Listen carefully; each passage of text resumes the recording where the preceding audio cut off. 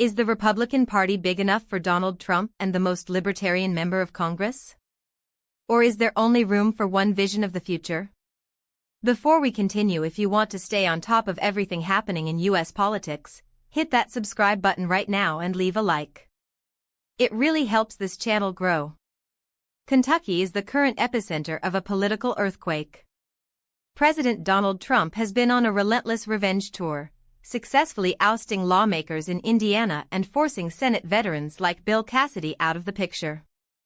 But his next stop is arguably his toughest challenge yet, the District of Representative Thomas Massie.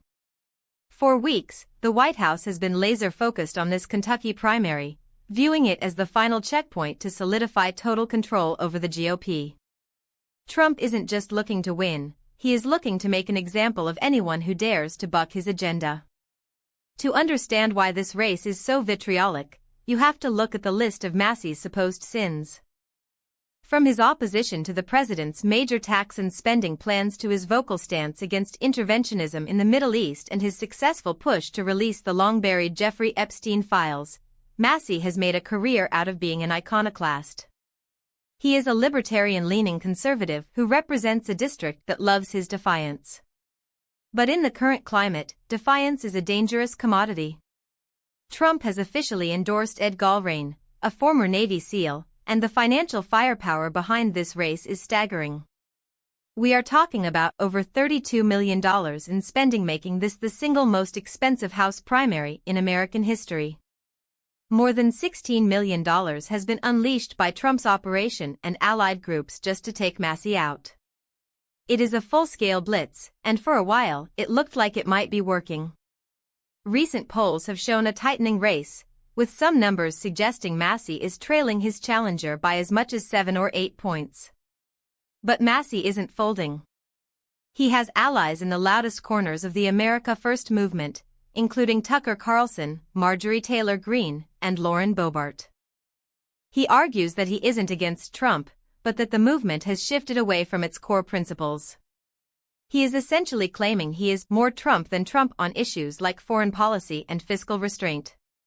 When I spoke with sources close to the campaign, the sentiment was clear: Massie believes he has antibodies against the president's political machine.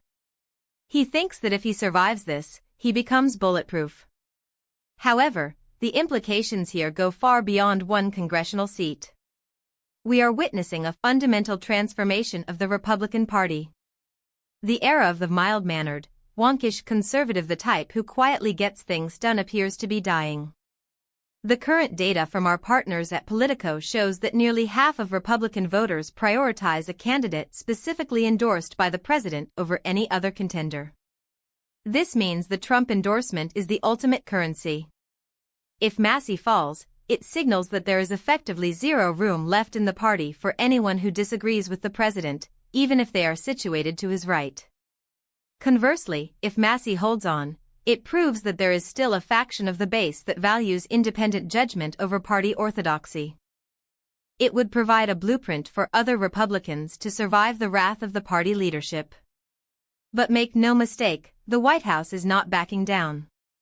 Trump has called Massie the worst Republican congressman in history, and his allies are growing increasingly bullish, claiming they have another knockout victory on the horizon. So, here is the question that defines the entire week: is the Republican Party better off as a unified force marching to the beat of a single drum, or does it need the dissenting voices of people like Massie to truly represent the America First movement? Could this, as Massie claims, be the biggest loss of Trump's endorsement career? I want to hear from you. Drop your opinion in the comments below. I read every single one. Are you with Trump on this purge, or do you think the party is losing its way by silencing its own members? Let's talk about it. This is a defining moment for the GOP, and regardless of who wins on Tuesday, the party will never be the same again. We will be tracking the final numbers as they come in, so make sure you have your notifications turned on. Thanks for watching, and I'll see you in the next one.